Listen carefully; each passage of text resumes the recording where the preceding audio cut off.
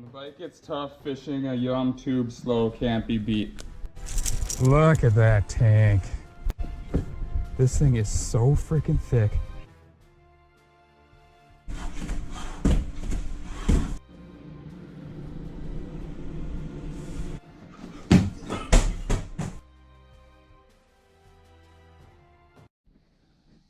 What's up, guys? Today the plan is to organize my fishing area a little bit here. This is kind of like my little fishing workbench, and I guess I have some legitimate tools in here too. Not very many, but I got a couple. Most of it's just fishing stuff, trying to be kind of organized. So got something that'll help me keep this place organized better. And then I'm going to be out on the stand-up paddleboard doing some fishing today. Hopefully doing pretty good. It's somewhat warmer than the last couple days. Mostly sunny, which usually I don't like, but maybe today that will be good because it'll kind of warm everything up and get those fish more active. So if you haven't watched my last video, I kind of made a mention of this here. I got this new beer fridge here, and I got some new beers in it actually, if anyone's interested. Bent Paddle Black Ale, one of my favorite dark beers. And I got a Gin and Spruce Sour Goes Ale, excited to try, and then a sour ale with aronia berries, vanilla, cinnamon, graham crackers, and lactose. Very interesting. So I got this big open space right on the fridge next to the workbench here, and I got some magnet hooks today. So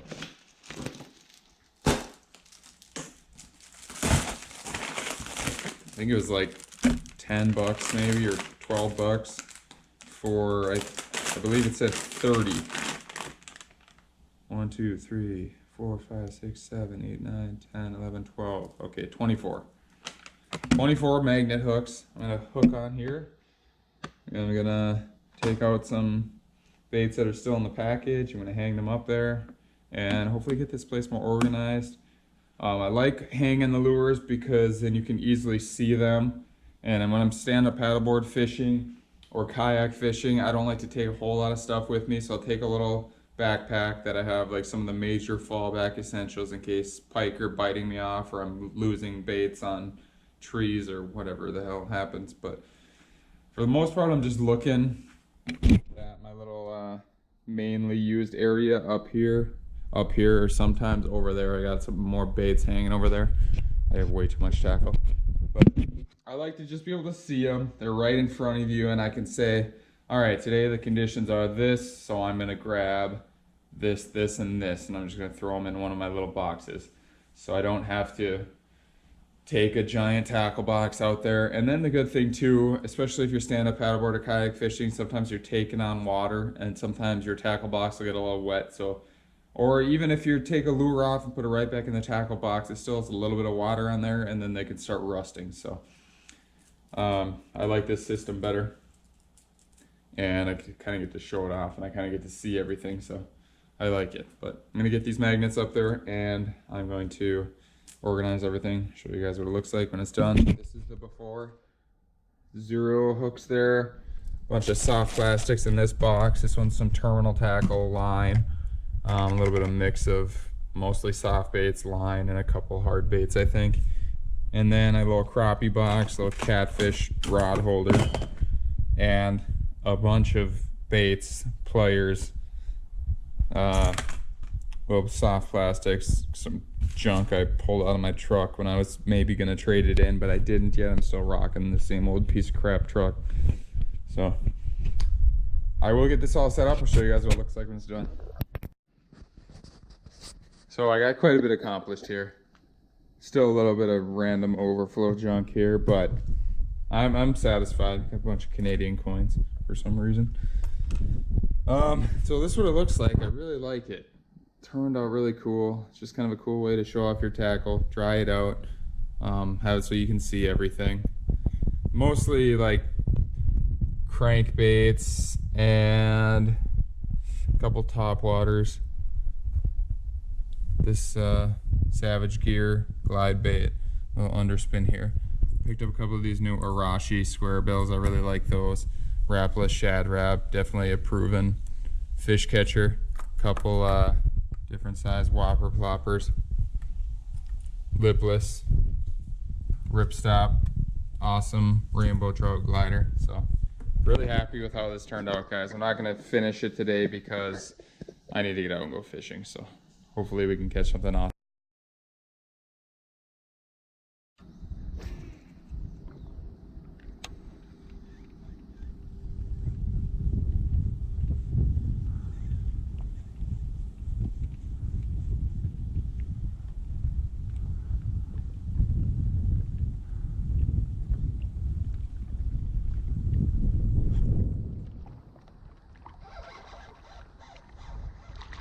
All right, first fish is a bass on the underspin on the new Spiral Light rod. Pretty nice one.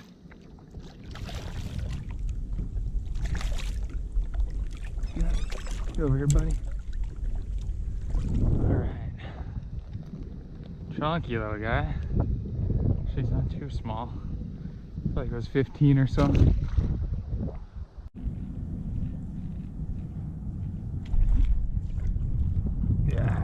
No!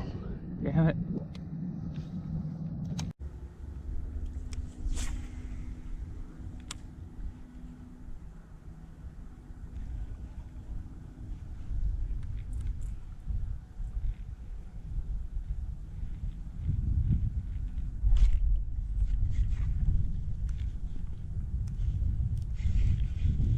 What is this? This feels like a good fish.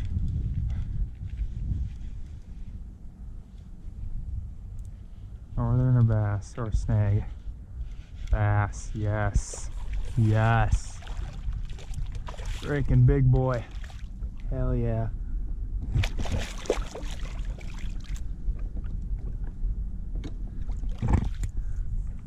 Wow, what a fatty.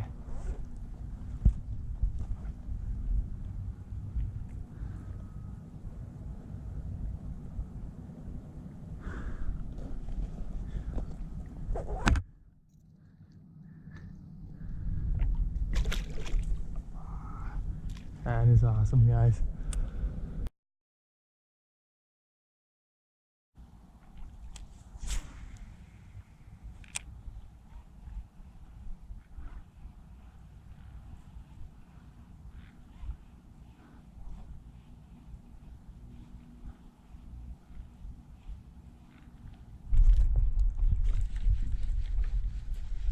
Oh yeah. That's a nice bass.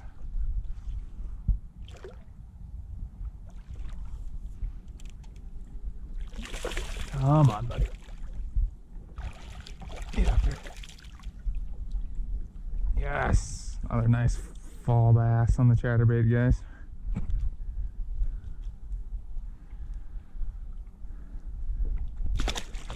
I don't know if you could tell there, but what I'm doing is I am casting into these dead lily pads here. You can see there's still a little bit and there's still stems and everything, but they're like less than half of what they are in the summer. So you can work this chatterbait really easily through them. And what you want to do is come in contact with the stems a lot. Like, you don't want to cast into little openings. You don't want to cast and work and maneuver your rod to work them through the little open patches. You want to go straight through some of the thickest stuff here and just bump into it. Once you bump it, give it a couple rips, bump, and then pause after you hit it, and that really triggers the strikes way more than just reeling it straight through. You want to rip, you want to stop, you want to pause, you want to make contact with those stems and bounce off of them. Give your rod tip a little flick to get that chatterbait engaged again, and that really ups your bite percentages.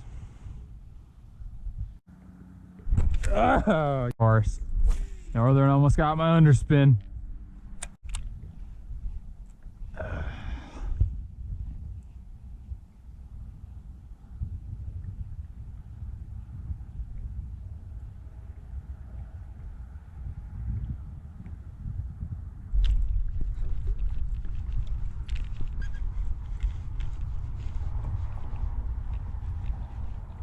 And we got another nice bass. Oh yeah, that one's bigger. Ha ha. With a big black spot on his lip. Yes.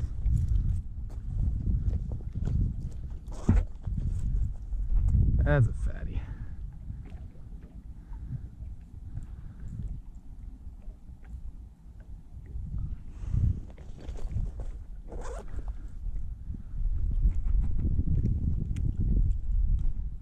I believe this is the biggest of the day, guys.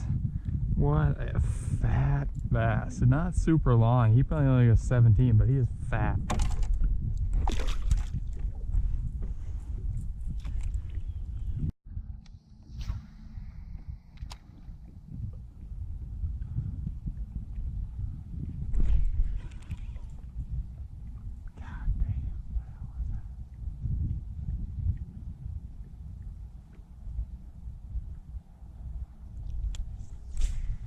What was that?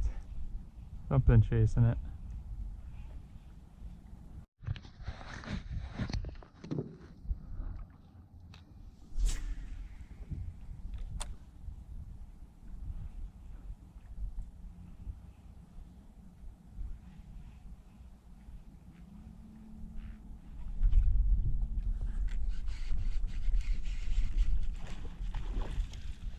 What is this? That almost looks like a bass. Might be a northern. It is a northern.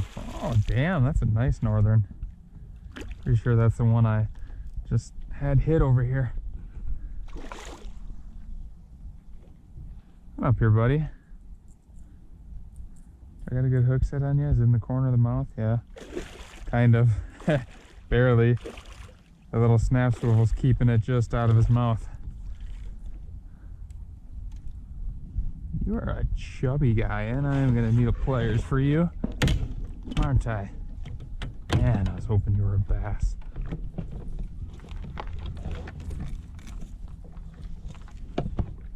Alright, I don't want to break my rod like last time I had a pike on. Hey, buddy. Go ahead, do something. Wear yourself out.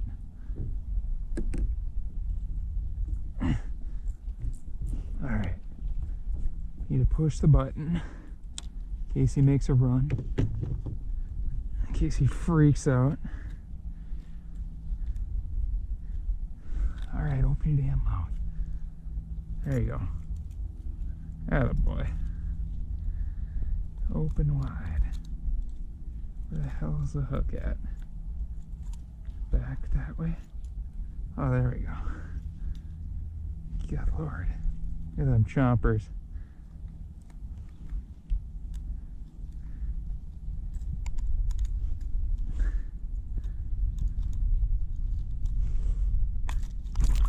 Damn it! Ha! Wanted to show that fish to you guys. That's so typical. Every time I get a... Jesus, big splash over there. Every time I get a nice pike, they sit there, you're taking the hook out, and as soon as you get the hook popped out, they start shaking and freaking out, and then I drop them in the lake without getting a good visual for you guys, but nothing too spectacular. Probably a high 20s, high 20-inch pike. Fun to catch. Got a little blood on me from his gills there, damn it. Oh well. Fun fish to catch. And when I first saw him come up, it almost looked like it wasn't that long, like it could have been a fat bass, but unfortunately, no. It was not, it was a pike.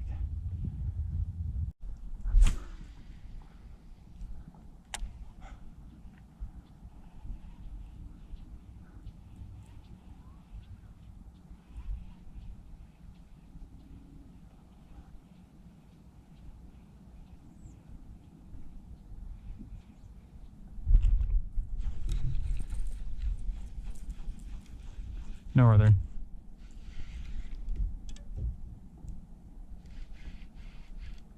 And I am correct. And he's gone.